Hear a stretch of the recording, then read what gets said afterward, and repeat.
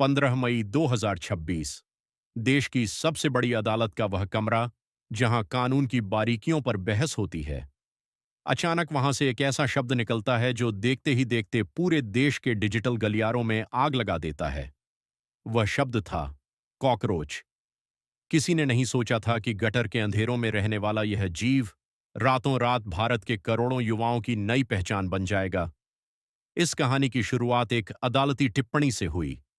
मुख्य न्यायाधीश सूर्यकांत एक फर्जी डिग्री के मामले की सुनवाई कर रहे थे। उन्होंने उन लोगों का जिक्र किया जो सिस्टम में कॉकरोच की तरह घुसपैठ करते हैं। बात फर्जी वकीलों की थी, लेकिन सोशल मीडिया के द्वार में अर्थ बदल गए। देश के बेरोजगार युवाओं को लगा कि यह हमला उन पर है। अपमान की उस चिंगारी ने एक ऐसे ज्वालामुखी को जन्म दिया जिसे आज दुनिया कॉकरोच जनता पार्टी के नाम से जानती है। लेकिन इस पूरे खेल का मास्टरमाइंड कौन है? हजारों मील दूर अमेरिका की बोस्टन यूनिवर्सिटी में बैठा 30 साल का एक छात्र अभिजीत दीपके, हाथ में लैपटॉप और दिमाग में सिस्टम की विसंगतियों के खिलाफ उपजा एक व्यंग्य। अभिजीत ने महज एक गूगल फॉर्म और एक वेबसाइट के जरिए युवाओं को ललकारा। उन्होंने कहा, अगर हमें कॉकरोच कहा जा रहा है तो हम इस पहचान को गर्व से अपनाते हैं। रहस्य तब गहराने लगा जब आंकड़ों ने बड़ी बड़ी राजनीतिक पार्टियों के पसीने छुड़ा दिए। महज 4 दिनों के भीतर इस तथाकथित मजाकिया दल के इंस्टाग्राम फॉलोअर्स 1.25 करोड़ के पार पहुंच गए। यह रफ्तार किसी भी स्थापित पार्टी से कहीं ज्यादा थी। जहां भाजपा को करोड़ों फॉलोअर्स तक पहुंचने में सालों लगे, वहां सीजेपी ने सिर्फ 56 पोस्ट्स में यह इतिहास रच दिया। लोग पूछने लगे, क्या यह वाकई सिर्फ एक मीम है या फिर किसी गहरे गुस्से का डिजिटल विस्फोट?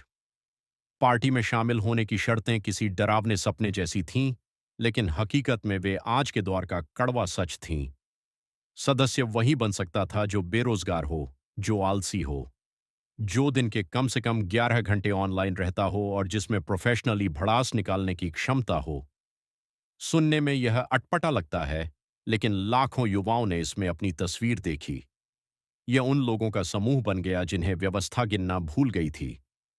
सस्पेंस तब और बढ़ गया जब पार्टी ने अपना 5 सूत्रीय घोषणा पत्र जारी किया।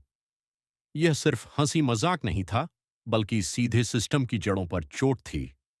रिटायरमेंट के बाद जजों को राज्यसभा का इनाम न देना, चुनाव में गड़बड़ी होने पर चुनाव आयुक्त को सीधे यूएपीए के तहत गिरफ्तार करना और दल बदल करने वाले नेताओं पर 20 साल का प्रतिबंध। इसमें महिलाओं के लिए 33 नहीं, बल्कि सीधे 50% आरक्षण की मांग की गई।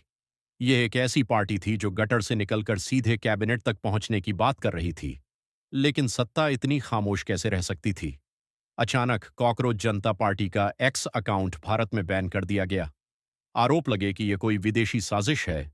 जॉर्ज सोरोस जैसे नामों का जिक्र होने लगा। क्या वाकई यह भारत के जेनजी युवाओं की अपनी क्रांति थी, या फिर पर्दे के पीछे से कोई और डोर खींच रहा था? अभिजीत का कहना है कि वे राष्ट्र विरोधी नहीं हैं। उन्होंने वंदे मातरम और हनुमान चालीसा गाकर अपनी देशभक्ति का प्रमाण देने की कोशिश की, लेकिन व्यवस्था की नजरों में वे अब भी एक खतरा बने हुए थे। इस आंदोलन के पीछे का असली दर्द छिपा है उन रिपोर्टों में जो बताती हैं कि देश का हर तीसरा पढ़ा लिखा युवा बेरोजगार है। अंतर्राष्ट्रीय श्रम संगठन कहता है कि 29% ग्रेजुएट आज नौकरी के लिए भटक रहे हैं। नीट पेपर लीक और भर्ती घोटालों ने युवाओं के सब्र का बांध तोड़ दिया है। कॉकरोच जनता पार्टी इसी हताशा का एक आईना है। आज यह पार्टी रजिस्टर्ड नहीं है। इसके पास कोई दफ्तर नहीं है, कोई चुनाव चिन्ह नहीं है। लेकिन इसके पास वह डिजिटल भीड़ है जो किसी भी वक्त सड़कों पर उतरने का दम रखती है। यह एक ऐसा प्रयोग है जहां अपमान को हथियार बनाया गया और व्यंग्य को विरोध की भाषा।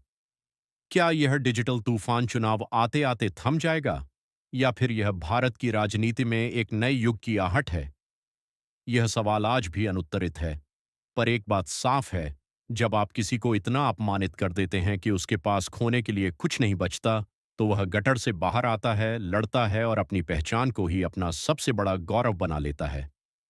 याद रखिए, कॉकरोच को खत्म करना आसान नहीं होता। वे परमाणु हमले में भी जिंदा बच जाने की काबिलियत रखते हैं, और अब वे संगठित हो चुके हैं।